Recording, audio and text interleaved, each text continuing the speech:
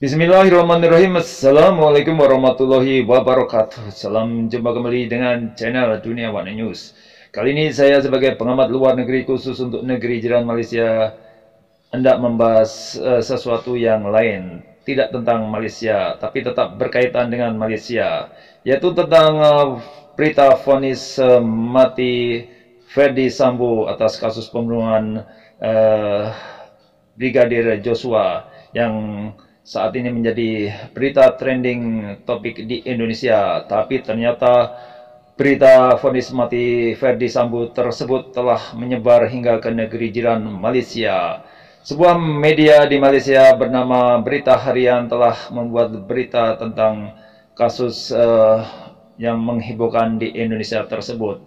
Dan berita vonis mati itu juga menjadi berita utama di Berita Harian Malaysia. Berikut ini saya akan laporkan berita selengkapnya dari Berita Harian Malaysia dengan voice over atau suara dalam audio bahasa aslinya, yaitu bahasa Melayu Malaysia, dengan terjemahan di samping layar video berikut ini. Silakan menyaksikan dan menikmati beritanya. Seorang bekas Inspektor Jenderal Polis Indonesia dihukum mati oleh mahkamah di sini hari ini atas kesalahan terbabit pembunuhan terancang pengawal pribadinya, dalam kes yang mendapat perhatian meluas selama berbulan-bulan.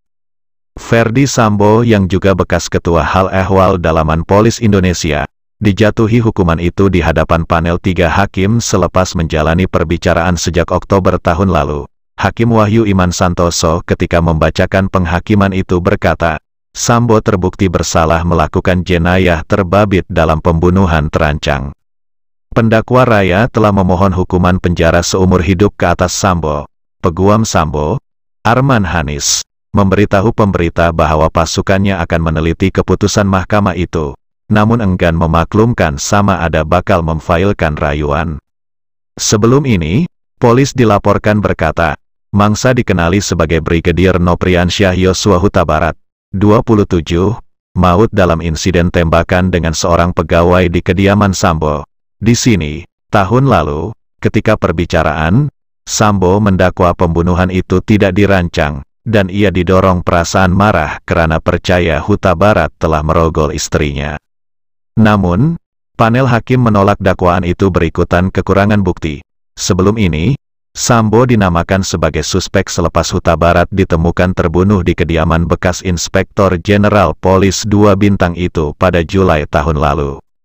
Sambo didakwa mengarahkan seorang individu orang bawahan untuk menembak Huta Barat. Sebelum dirinya turut menembak mangsa yang cedera, dia ditahan Agustus tahun lalu dan diberhentikan daripada pasukan pada September, disusuli perbicaraan selama berbulan-bulan yang akhir membawa kepada keputusan mahkamah hari ini. Sambo mempunyai tempo 1 minggu untuk membuat rayuan terhadap keputusan itu. Ibu Huta Barat turut berada di mahkamah sambil memegang gambar mangsa. Ketika mahkamah membacakan keputusan, orang awam yang hadir dilihat terkejut dipercayai karena tidak menjangka hakim akan menjatuhkan hukuman maksimum.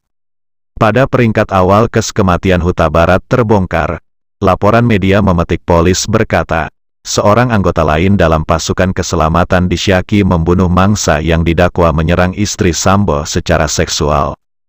Bagaimanapun, Sambo dan istrinya diberkas beberapa minggu kemudian. Polis dilaporkan mendakwa kamera litar tertutup, CCTV, tidak berfungsi ketika insiden pembunuhan Huta Barat berlaku. Namun, hakim berkata, rekaman CCTV itu dipadamkan oleh seorang individu orang bawahan Sambo. Aktivis percaya, peranan Sambo sebagai penguat kuasa undang-undang sebelum ini, berkemungkinan mendorong mahkamah menjatuhkan hukuman maksimum terhadapnya. Dia dilihat sebagai